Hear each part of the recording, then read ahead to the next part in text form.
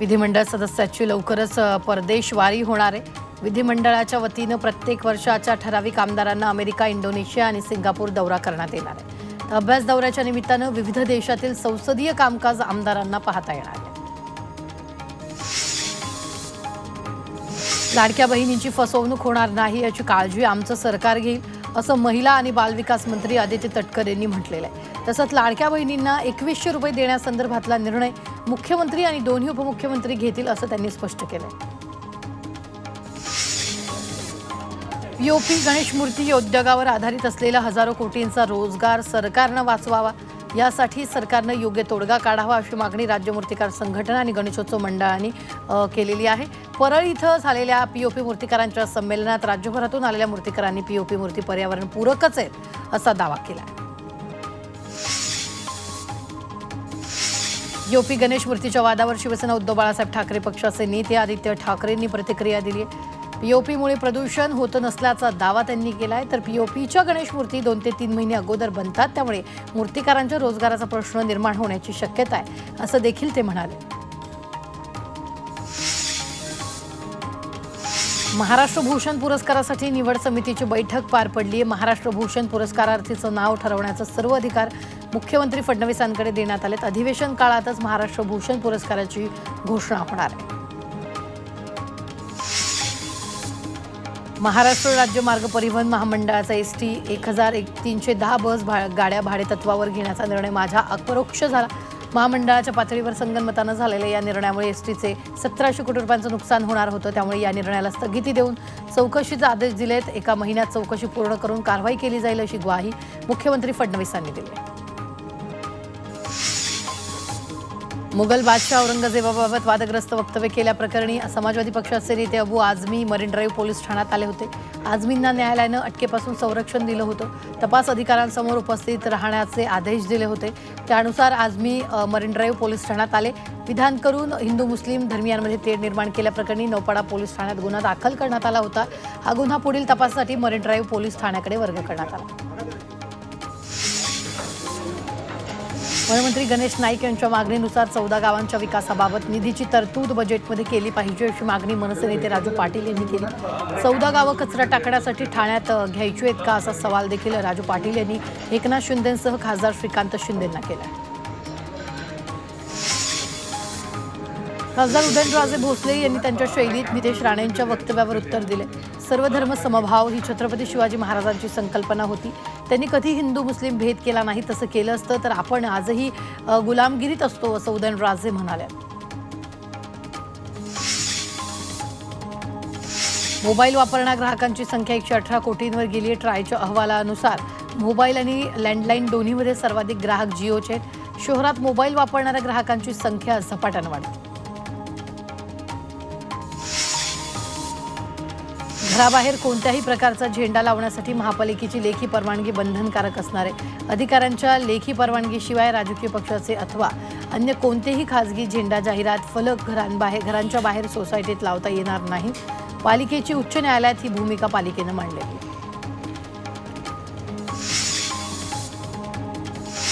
खासगी विकासकांनी म्हाडाचे 300 कोटी रुपये थकवलेत। इमारतीचा पुनर्विकास सुरू असताना रहिवाशांना संक्रमण शिबिरात भाडेतत्वावर जागा दिली जाते, त्याचं भाडं म्हाडाकडून वसूल केलं जात आहे। मात्र 14 विकासकांनी म्हाडाचे 8 वर्षाचे 292 कोटी 38 लाख रुपये थकवले।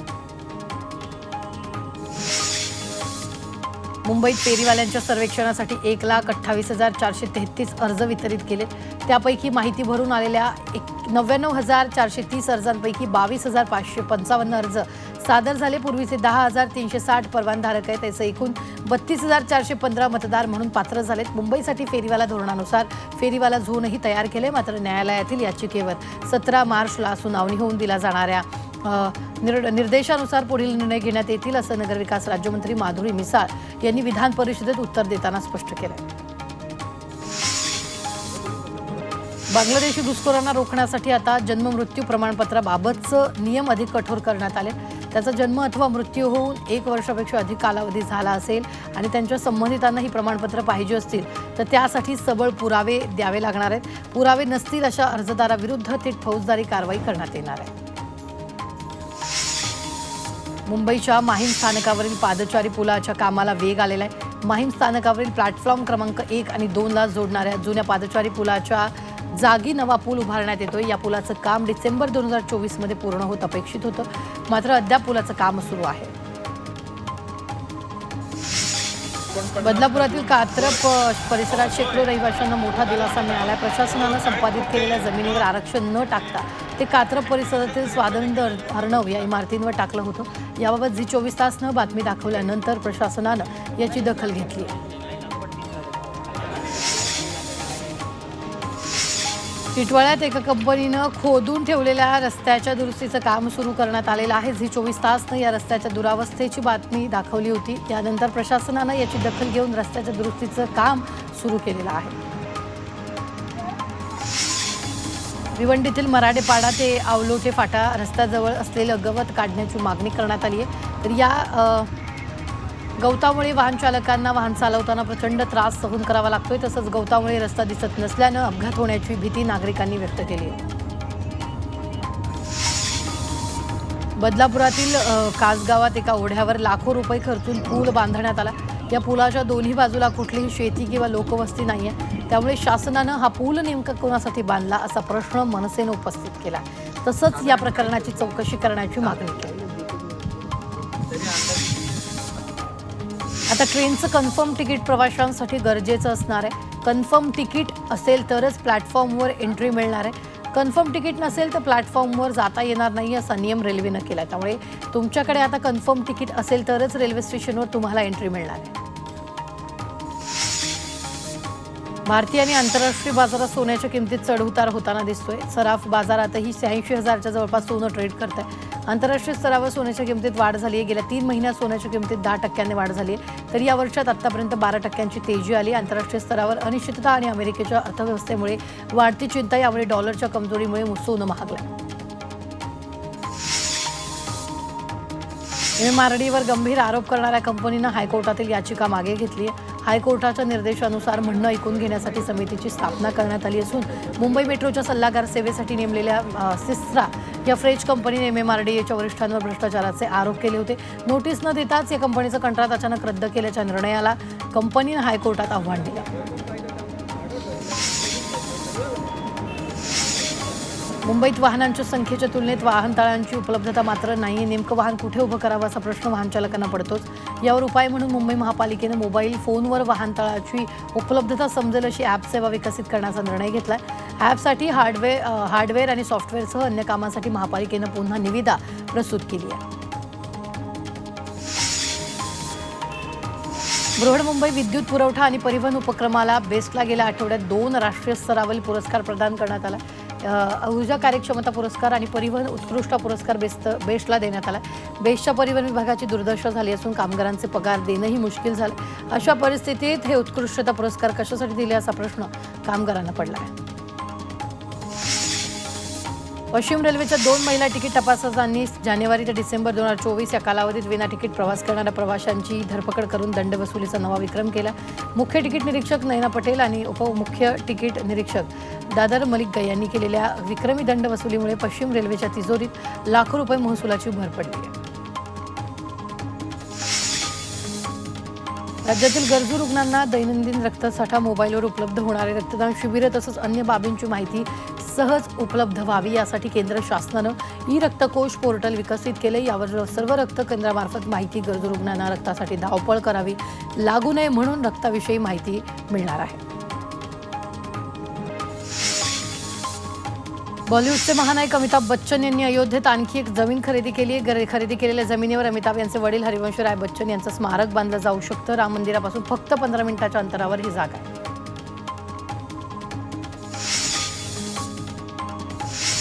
मुख्यमंत्री सहायता निधी धर्मादाय रुग्णालय मदत कक्षाच्या माध्यमातून 10 मार्चला एकाच दिवशी 171 रुग्णांना वैद्यकीय मदत करण्यात आली। या रुग्णांना तब्बल 1,46,20,000 रुपयांची मदत वितरित करण्यात आल्याची माहिती कक्षप्रमुख रामेश्वर नाईक यांनी दिली।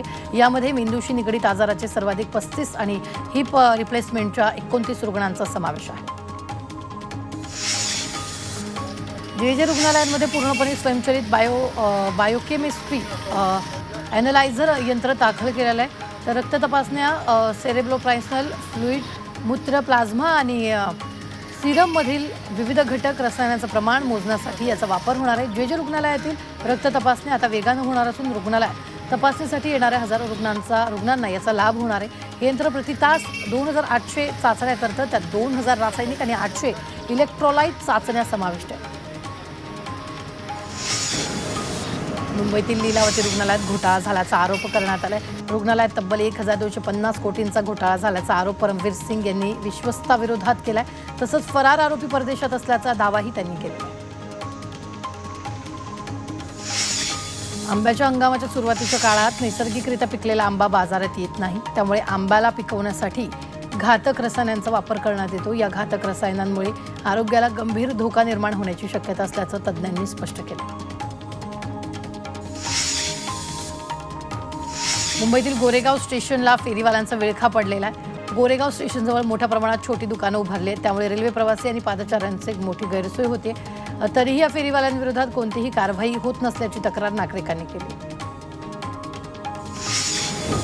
ठाणे महापालिकेनं दुचाकी रुग्णवाहिकेची सुविधा उपलब्ध करून दिली. मात्र या दुचाकी रुग्णवाहिका व्हेंटिलेटरवर असल्याचे दिसून येते. सुमारे 30हून अधिक अत्याधुनिक रुग्णवाहिका धुळकात उभ्या आहेत. रुग्णांच्या सुविधेसाठी महापालिकेनं दुचाकी रुग्णवाहिका खरेदी केल्या, मात्र त्यांचा वापर न करता त्या भंगारात ठेवण्यात आल्या. शिव तळोजामधील 14 गावांचा नवी मुंबईत समावेशाला गणेश नाईकांनी विरोध केला. त्यानंतर आता कल्याणमधील स्थानिक आमदारांनी मात्र 14 गावं नवी मुंबईतच राहावी अशी मागणी आमदार राजेश मोरेंनी केली. त्यासाठी त्यांनी विधान भवन परिसरात आंदोलन केले.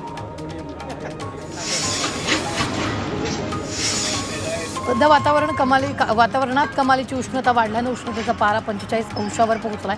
त्यामुळे भिवंडीत कलिंगड खरेदीसाठी लोकांची गर्दी आहे. मागणी वाढल्यानं कलिंगडाच्या दरात वाढ झाली आहे. तर 8 ते 10 रुपये किलो दरानं मिळणारे कलिंगडाची आता 15 ते 20 रुपये किलो दरानं विक्री होते.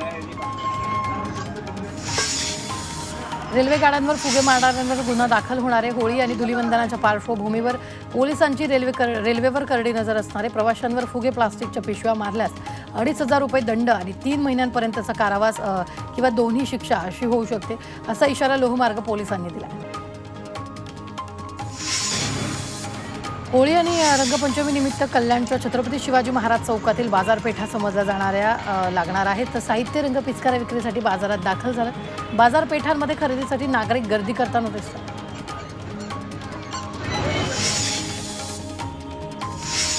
भिवंडी निजापूर शहर महापालिकेचे आयुक्त यांनी होळी सणानिमित्त नागरिकांना निर्देश दिलेत.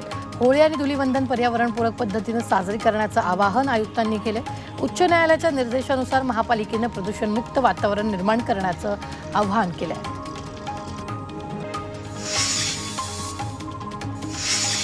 ठाण्याच्या नौपाडामध्ये विशेष होळीचं आयोजन केलं. या विशेष होळीमध्ये दिव्यांग बांधवांसोबत होळीचं दहन करण्यात आलं.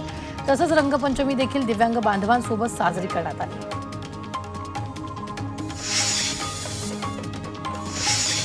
पालघर जिल्ह्यात होळी आणि शिमगोत्सव अनोख्या पद्धतीने साजरा केला जातो. यावेळी बाजारपेठांमध्ये देवतांचं सोंग घेऊन पोसद म्हणजे दक्षिणा मागण्याची अनोखी प्रथा. ही पोसद मागताना नृत्य केलं जातं. मागील अनेक वर्षापासून ही अनोखी परंपरा जोपासली जाते.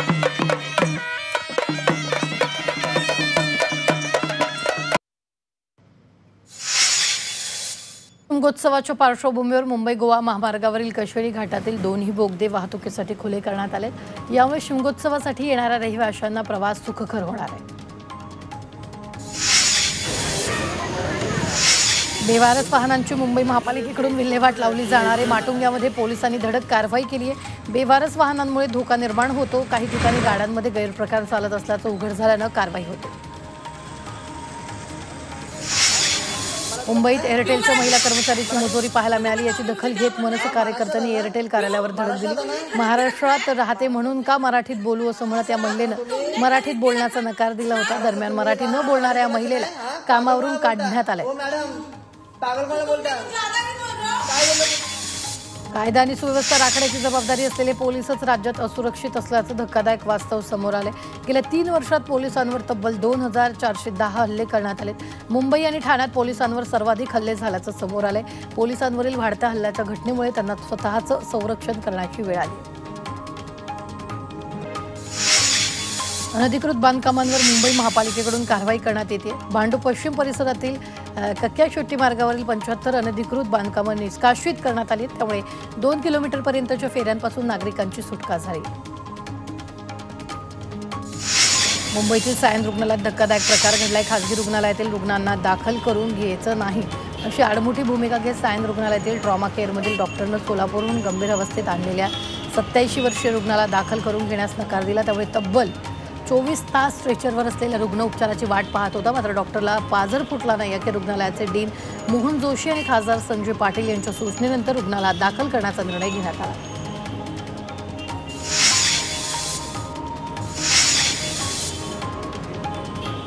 भांडूप परिसरातील कक्कय्या शेट्टी मार्गावरील 75 अनधिकृत बांधकामं मुंबई महानगरपालिकेने पाडून टाकली।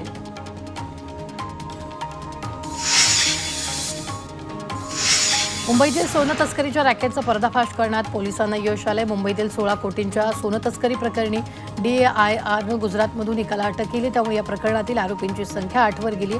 गुजरातच्या वापीमधून DIRनं एका आरोपीला अटक केली। विशेष म्हणजे ही व्यक्ती अधिकाऱ्यांच्या एका खबरीसोबत काम करत होती आणि या सोन्यातून मिळणारे पैसे हवालदाराद्वारे फिरवत असल्याचं तपासात उघड झालं। कल्याणच्या कोळशेवाडी पोलिसांनी 2 सराईत अल्पवयीन दुचाकी चोरांचा भांडाफोड केला। या कारवाईमध्ये 4 दुचाकी जप्त करण्यात आल्या। या दोन्ही आरोपींची रवानगी बाल सुधार गृहात करण्यात आली।